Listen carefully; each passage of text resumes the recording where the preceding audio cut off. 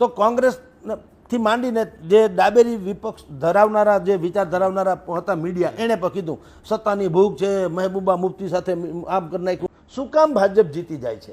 આ જ વાત ઉપર કોઈએ ગૌર કર્યો નથી. ભારતીય જનતા પાર્ટીને ખબર છે 4.5 કરોડની જનસંખ્યા, આપણે 6.5 કરોડ છે, અત્યારે 4.80 કરોડ લોકો મતદાન કરવાના. 3 કરોડ તો એના બાકાયદા સદસ્યો છે.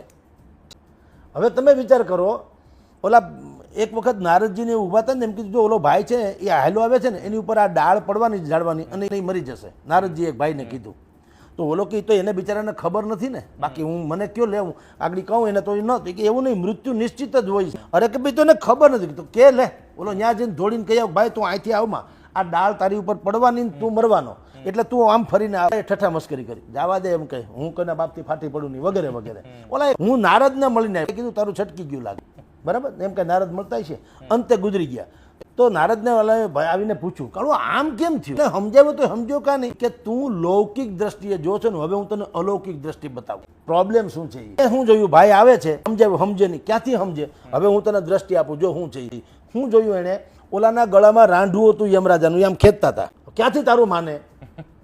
તું ગમે એટલી લૌકિક વ્યવસ્થા કર, આ ખેંચાણ મારા તરફનું છે. લોહ ચુંબક હોય લોઢું તો ચોટી જ જાય ને. તમે કહો ચોટતા નહીં હોય આ લોહ ચુંબક છે તને પકડી જાય, હવે ક્યાં મેળ પડે? ભારતીય જનતા પાર્ટી પાસે ટોટલી જીતવા માટે જે મત જોઈએ ને એ બુદ્ધિપૂર્વકના મત એની પાસે છે. એનું માઇક્રો પ્લાનિંગ છે. પેજ પ્રમુખથી માંડીને બૂથ પ્રમુખ સુધીની વ્યવસ્થા છે. જગતનો કેલેન્ડરનું કોઈ પાનું ઉત્સવ વગરનું હોતું નથી. હવે આટલા ડે છે બધામાં ભાજપ વાળા ઉજવે. ઝાંસીની રાણીનો ઉત્સવ હોય તો ઝાંસીની રાણીનું ફોટો દેખાતો દેખાય, ભાજપની પેનલ આખી દેખાય. તમે આટલા લોકોને એક હાર ચડાવો છે બીજું કાંઈ, અને ક્યાં આપણે ખીચામાંથી કાઢવા? ઓલા કે ને મને ગળામાં જટ હાર પહેરાવો, મારે પ્રમુખ થવું છે, નફો ન થાય નુકસાન થાય, ક્યાં નાવા જવું? બધું બારોબાર તો છે. એક હાર ચડાવી દો પણ 52 જણાના ફોટા આવે. તો લોકોને વચ્ચે સતત રહેવું. કે જનતા પાર્ટીની મહત્વની વ્યવસ્થા શું છે? એક તો સતત લોકો વચ્ચે રહેવું. એવરી ડે એવડા કોઈ પણ પ્રસંગે, ધાર્મિક પ્રસંગ હોય, હનુમાન જયંતિ હોય, રામ જયંતિ હોય, એ લોકો ઊભા હોય આગળ ખેસ પહેરીને. તો કોંગ્રેસને હું એરુઓ ભળી ગયો, એને નથી આવવું. આમ આદમી પાર્ટીને કેવળ તમારે વિરોધ, હમણાં આમ આદમી પાર્ટી તો આવી પણ વિરોધ તમારી પાસે છે ને બે પ્રોબ્લેમ છે. એક તો કોંગ્રેસને નીકળવું નહીં એ પ્રોબ્લેમ છે. હરણનો શિકાર કરવો ત્યારે બોર્ડમાંથી સિંહ નીકળે, બાકી હૂતો રહે. એમ ચૂંટણી ટાણે એક તો નીકળે, એ એની કમજોરી, અને એમાંય પાછું જૂથવાદ. હવે આમ આદમી પાર્ટી એ તો નવી પાર્ટી તો છે જ, એમાં કોઈ શંકા નહીં.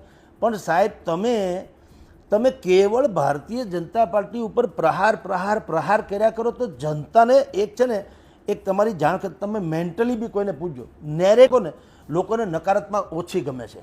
તમારા પડોશમાં કોઈ રહેતો હશે ને હવારના પરમાં આવીને તમને સમસ્યાની વાત કરો, તમે કહો ભાઈ કાલથી આવતો નહીં, પૂજા કરી લો પછી આવજે. ખબર જ છે કે કારણના જ સમાચાર લાવો, ખુશીના લાવે એને વેલકમ કરશો.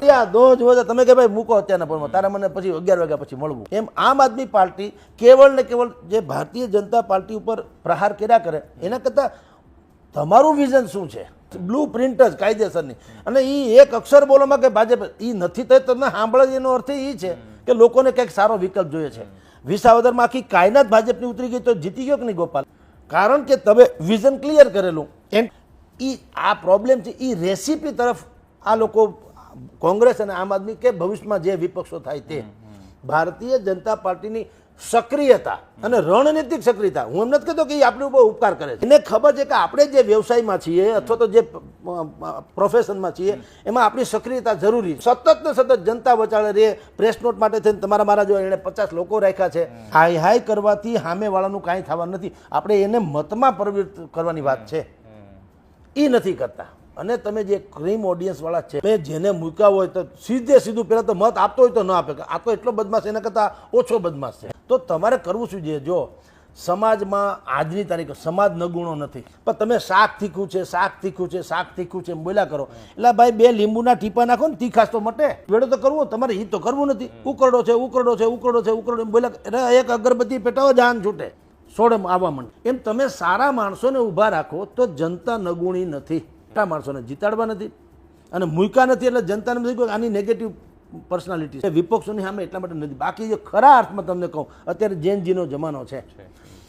બિલકુલ યંગ હોય, શિક્ષિત હોય, સમર્પિત હોય, વિઝનરી હોય, જનૂની હોય, કોણ ના પાડે ને મત? અને કહી દે જુઓ ભાઈ આ મહિને 5 લાખ તો દાન આપે છે છગન મગનભાઈ, કોઈને બી ઊભા રાખો XYZ ને કે ભાઈ આ ભાઈ તમારી કાસ્ટનો જ છે. આ જે વિસ્તારમાં જે કાસ્ટનું વર્ચસ્વ હોય, ધારો કે કાસ્ટિઝમ ખરેખર સારું નથી પણ હવે અત્યારે છે તો છે, તો કયો કે ભાઈ એક તો તમારે જે કાસ્ટ જે છે એનો છે, બીજું આટલી શિક્ષણ સંસ્થામાં સંકળાયેલો છે, આટલી ધાર્મિક સંસ્થામાં સંકળાયેલો છે, આ પ્રકારનું દાન ધર્મ મહિને કરે છે, એના કારખાનામાં આટલા લોકો નોકરી કરે છે, પોતે પણ તમે જુઓ તો કોઈ લુગડે દાગ નથી. મત ન આપો અને નાગરિકને એમ લાગે ને કે પાપ લાગશે, એનું નામ ઉમેદવાર કહેવાય. એ અપેક્ષા કરતાં વિપરીત પરિણામ આવે શાસક પક્ષને, તો તમે શું માનો છો? એ બેઠા રહેવાના?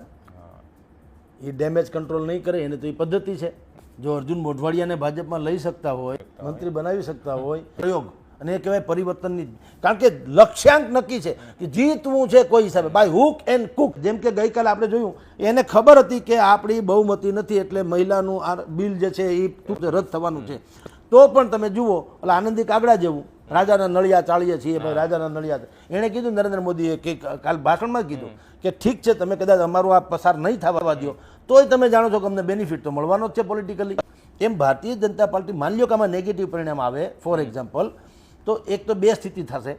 જે કોઈ સારામાં સારી કદ્દાવર જિલ્લા તાલુકા પંચાયત હશે તો એની અચ્છા જનતા આવું માને છે તો હાલો આપણે કરો ફેર, કે રૂપાણી સરકારને કાઢી મૂકી હતી પણ બધા એ તો એ લોકોનું તો માસ્ટરી છે, પર એની એ એલર્ટ થઈ જશે.